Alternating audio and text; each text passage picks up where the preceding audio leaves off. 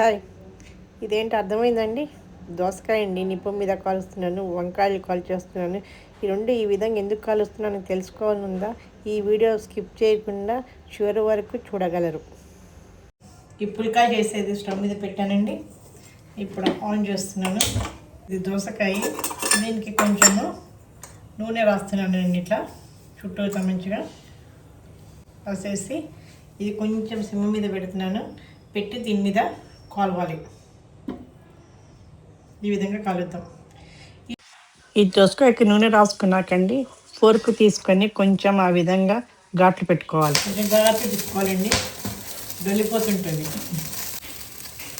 ఇలా కొంచెం పెద్ద ఘాటు తీసుకోండి, కాలుతుంటుంది. తిప్పేటప్పుడు కూడా జాగ్రత్త, డొల్లిపోతుంటుంది. రౌండ్గా ఉంటుంది కదా, కొంచెం ప్రాబ్లం అయితే. ఇది లేకపోతే డైరెక్ట్ పొయ్యి మీద కూడా కలుపుకోవచ్చండి. చూడండి, ఇట్లా అవ్వాలి, మొత్తం కాలాలి. చూడండి, మొత్తం ఇట్లా బ్లాక్ కలర్ అయిపోయింది కదా. ఇప్పుడు దీన్ని ఏం చేద్దామంటే ఒక ప్లేట్లో తీసేసుకుందామండి. ఇట్లాగా ఈ వంకాయలు శుభ్రంగా కొంచెం నూనె రాస్తుందండి. దీన్ని ఇప్పుడు మనం దీని మీద ఎట్లా కాల్చాలో చూపిస్తాం డైరెక్ట్గా. ఈ నిప్పుల మీద కుంపటి ఉన్నప్పుడు కుంపటి మీద కాల్చేటోళ్ళండి.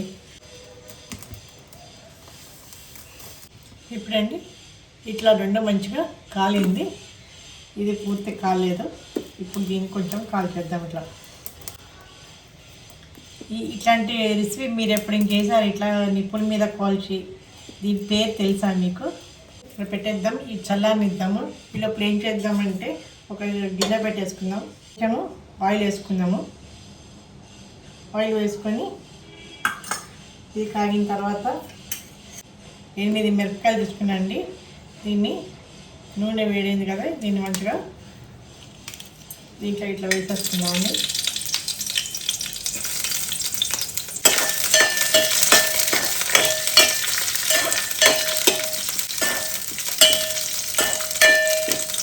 ఒక 8 కాయలు మొత్తం వేసుకున్నాను నేను. మీరు స్పైసీ ఇప్పుడు ఇట్లా వేగినాయండి మంచిగా. దీన్ని ఒక బౌల్లోకి ట్రాన్స్ఫర్ చేసుకుందాం. తీసేసుకొని ఇప్పుడు ఏం చేద్దాము, పక్కన పెట్టేసి ఎండుమిరపకాయలు కూడా వేసుకుంటున్నానండి. మంచిగా వేగిద్దాం. ఇట్లా నల్ల కాకూడదు.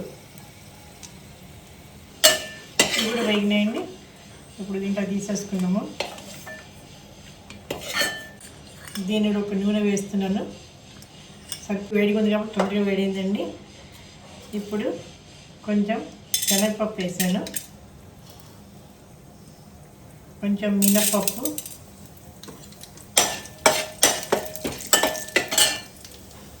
జీలకర్ర,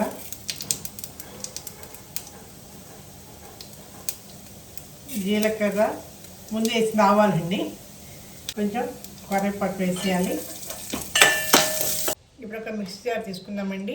ఈ మిరపకాయలు చల్లారిపోయినాయి. ఇప్పుడు దీంట్లో వేసేసుకుందాము. దీన్ని గ్రైండ్ చేసేద్దాం. గ్రైండ్ చేస్తామండి. ఇట్లా గ్రైండ్ చేసేసి ఇప్పుడు దీంట్లో ఏం చేద్దామంటే ఇది పక్కన పెట్టుకొని, ఈ దోసకాయ చల్లారిందండి. ఇప్పుడు ఈ స్కిన్ అంతా ఇలా తీసేద్దాం. చూసారా? ఇప్పుడు దీన్ని ఏం చేద్దామంటే జస్ట్ వాటర్లో ఒకసారి కడిగేద్దాం. ఈ అతుక్కున్నది కదా నల్లది, ఇదంతా వెళ్ళిపోతుంది. వేసేసి చూసారా, ఇట్టు వచ్చేస్తుంది. ఇది మొత్తం గింజలు ఇష్టం ఉండకపోతే కొంతమందికి పళ్ళ కింద పడుతున్నాయి అనుకుంటే కొన్ని తీసేసుకోవచ్చు గింజలు. ఇట్లా తీసేయచ్చు. ఈ వంకాయ కూడా ఇలాగే మొత్తం పొట్టు తీసేద్దాం.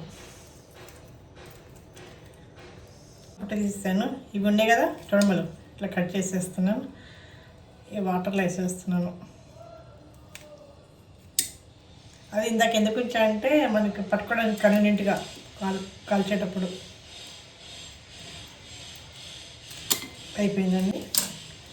ఇది కూడా నీళ్ళలో వేసేసాను. ఇది పక్కన పెట్టేసుకున్నాము. ఇప్పుడు దీంట్లో కూడా ఒకసారి పైన పొట్టు లాంటిది ఏమైనా ఉంటుంది కాబట్టి తీసేసి దీన్ని ఇలా తీసేసి మిక్సీలో వేసేద్దాం. రుచికి సరిపడా రాళ్ళు ఉప్పు వేసుకుంటున్నాండి నేను. మెత్త ఉప్పు కూడా వేసుకోవచ్చు, ఏది వేసుకున్నా బాగానే ఉంటుంది. ఇప్పుడు కొత్తిమీర ఆకండి, మొత్తం కొత్తిమీర ఆకు వేసేసాను. వేసేసి ఇందాక మనం పోపు పెట్టుకున్నాం కదండి, ఇవి మినప్పప్పు, కరివేపాకు అవన్నీ కూడా ఇది వేసేస్తున్నామండి. అదేంటంటే నానబెట్టుకున్న చింతపండు అండి, అది కూడా వేసేస్తున్నాను.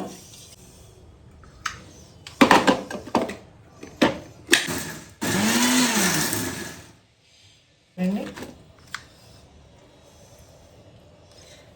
ఇట్లా ఇప్పుడు దీన్నండి ఈ బౌల్లోకి ట్రాన్స్ఫర్ చేసేసుకుందాము. మొత్తం ట్రాన్స్ఫర్ చేసుకుందాం.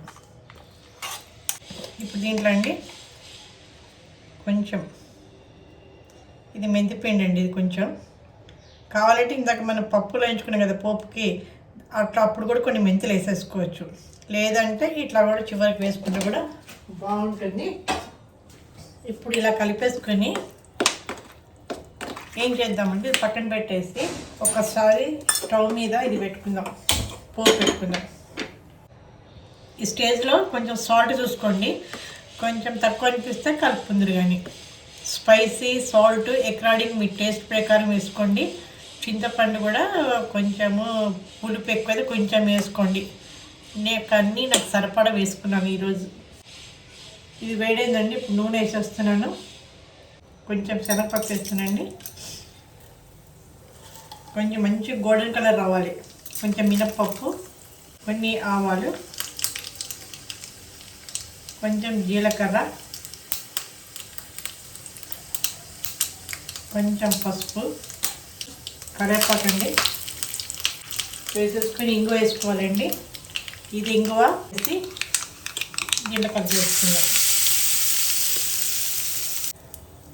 ఇంతేనండి, దోసకాయ వంకాయ పచ్చడి రెడీ. ఇది మీరు ఎప్పుడు ట్రై చేస్తారు ఈ విధంగా?